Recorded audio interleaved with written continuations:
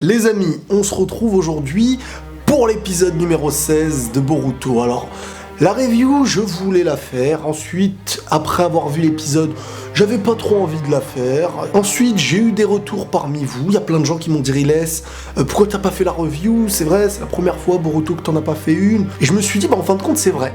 Ça me coûtait rien de faire une petite review, bien que l'épisode en soi n'est pas un épisode de ouf. Et je suis un peu déçu même parce qu'à mes yeux, on pouvait amener de cet épisode une compréhension au manga. Je vais vous expliquer un petit peu tout ça. Je pense que chaque épisode peut avoir sa review, bien que parfois j'en ferai pas, j'imagine, ça dépend, enfin peut-être pas, je sais pas. Mais en fin de compte, cet épisode a des choses intéressantes à raconter.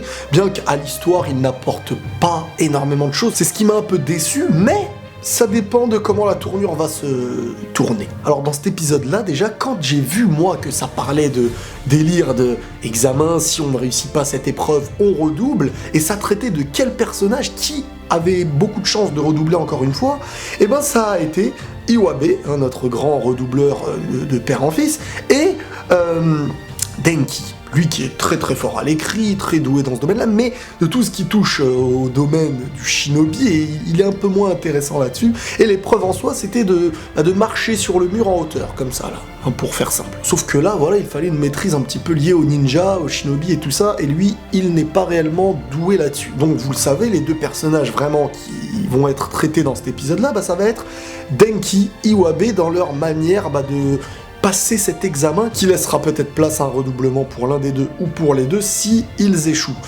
Donc je me suis dit, étant donné que dans le manga, on ne les voit pas, on les voit que dans l'animé pour l'instant, et ben je me suis dit, c'est bizarre, c'est dommage, des personnages qui ont l'air quand même d'avoir une petite importance à l'histoire, du moins dans l'entourage de Boruto.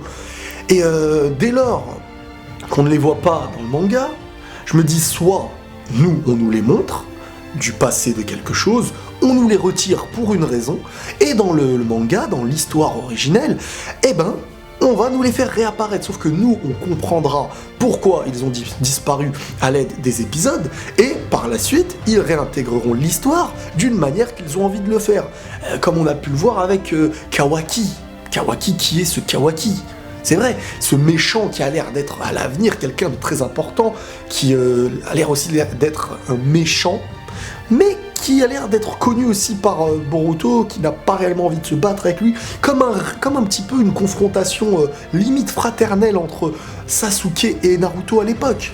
Et là, tu te dis, ce personnage-là, imaginons que, je sais pas, on va aller dans l'extrême, c'est la fusion de Denki et Iwabe sur du long terme qui ont été désertés ou je sais pas quoi, tu vois. Mais vraiment, on va loin quand je dis ça, c'est vraiment une chose à ne pas prendre en compte. Mais ce que je veux expliquer avec cet exemple, c'est, je me dis, peut-être que nous, on va voir le retour de quelque chose en ayant compris à l'aide des épisodes comment ça se fait que ces personnages étaient partis, et pas dans le manga. Dans le manga, on nous en a pas parlé. Donc je me suis dit, ce serait logique et intéressant de faire redoubler tout simplement Denki et Iwabe. Comme ça, nous, on suit un petit peu le cursus de Boruto et sa classe qui passe, et les redoublants, on les voit de moins en moins, et ils feront peut-être un retour fracassant à l'avenir, lié peut-être à de la haine, à des choses pareilles. Mais non, en fin de compte, dans cet épisode-là, ce qui se passe, c'est que Denki, de son côté, a besoin de s'entraîner de manière ninja. Et de l'autre côté, Iwabe, lui, a besoin d'un enseignement plus scolaire à l'écrit. Dans cet épisode, ce qui est bien, et ce que j'ai pu aimer, c'est que de deux personnages qui en sont clairement l'inverse, le fort, le puissant, et de l'autre côté, on va dire le moins fort, le moins puissant, mais l'un des plus intelligents à l'écrit, on est clairement dans deux opposés.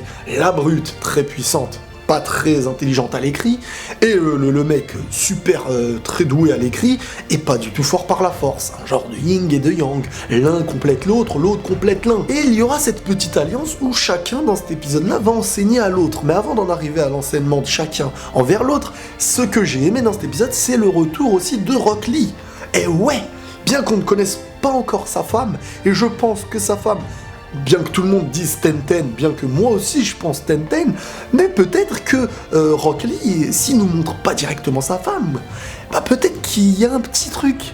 On va se dire, Ah, donc il s'est mis avec elle. Ce serait marrant, ce serait un petit peu un contre-pied, ça c'est sympa. Mais le retour de Rock Lee, bien entendu, c'est fait par l'arrivée de Metal. Parce que Denki, il s'entraînait à monter les murs et tout ça, et Metal l'a aidé, et il l'a entraîné un petit peu.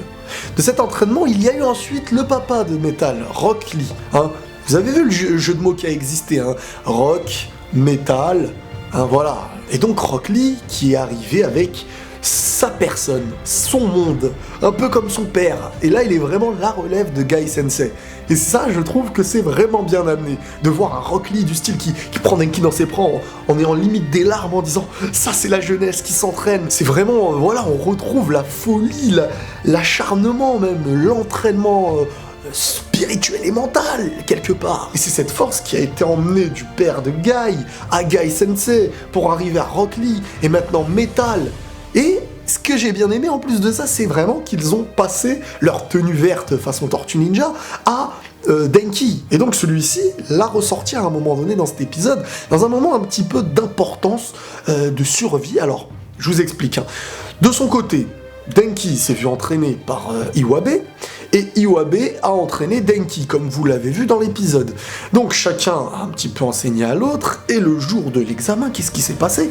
Bah, ils étaient sur le chemin, et il y a eu malheureusement un incendie dans une maison avec des enfants qui étaient encore à l'intérieur. Donc eux au début ils savaient pas qu'il y avait des enfants, ils ont dit bon les pompiers ou je sais pas qui vont arriver, ils vont éteindre tout ça et ils allaient se diriger vers l'examen parce que le temps il allait passer et s'ils n'y allaient pas, bah, ce serait mort pour l'examen. Mais le fait d'avoir appris qu'il y avait des enfants en danger dans la maison là, et ben il y a eu Iwabe qui a décidé de foncer pour aller les aider.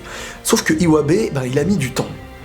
Pourquoi il a mis du temps ? Parce qu'à un moment donné, il fallait éteindre certaines flammes à l'intérieur qui les empêchaient de ressortir. Et il y avait, comment on appelle ça, là, le détecteur de fumée, là, qui après... Enfin bref, vous m'avez compris, j'ai un trou de mémoire.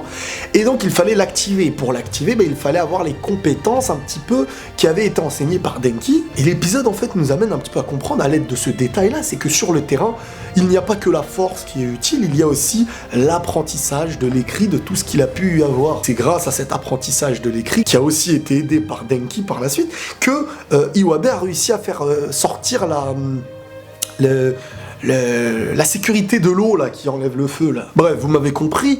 Et à son tour, Denki a dû venir pour les aider, étant donné que Iwabe mettait beaucoup de temps. Et pour que Denki y arrive, il fallait que lui aussi, il y ait le résultat de son entraînement, du fait qu'il marchait sur les murs pour pouvoir monter.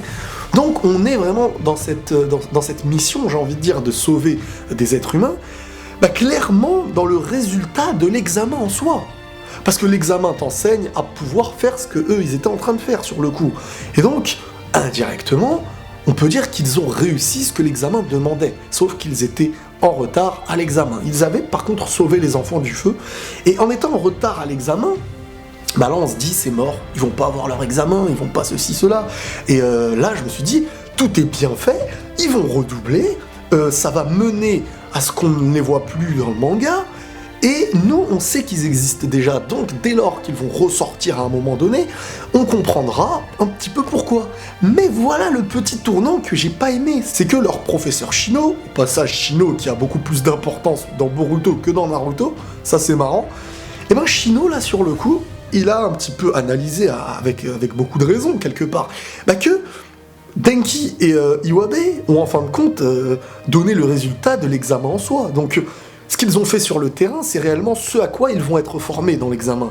Pourquoi ne pas leur donner l'examen ? Et je trouve que cette mentalité est magnifique. Parce qu'aujourd'hui, on est dans un monde où tout marche par les examens, les papiers. On regarde même plus tes compétences. On regarde si sur un papier, il y a écrit que tu es capable de. Alors que parfois, on est habitué à un monde scolaire et on n'est pas habitué au monde réel. Alors que avoir les compétences du réel devrait plus te former, devrait plus te donner de résultats et de compétences pour obtenir des choses meilleures que tout le temps se miser sur un écrit ou un papier. Bien qu'il faut après assembler ces deux choses, parce que si l'un ne va pas avec l'autre, peut-être qu'il y a plus de risques. Enfin bref, vous m'avez compris, mais ce que j'ai aimé dans cette histoire-là, c'est que la finalité, c'est une compréhension en fait. C'est que le gars, on n'a pas besoin de te faire passer un examen qui te forme à une chose que tu viens de faire. Vu que tu en es capable, tu nous l'as montré. C'est comme si je devais avoir l'examen de faire 10 jongles, mais le jour de l'examen, je suis pas là, mais j'ai fait 10 jongles sur le terrain. Quelque part, t'en es capable. je valide. C'est plus japonais, c'est plus asiatique, c'est une philosophie de là-bas qui est bien plus réfléchie et il y a plus de recul que dans, on va dire, de manière européenne chez nous qui est très papier strict, démarche de papier, ceci, cela, chose que moi j'ai du mal en plus. Ouais, je sais, je fais plein de comparaisons par-ci par-là. Donc en soi, l'épisode, il est pas nul.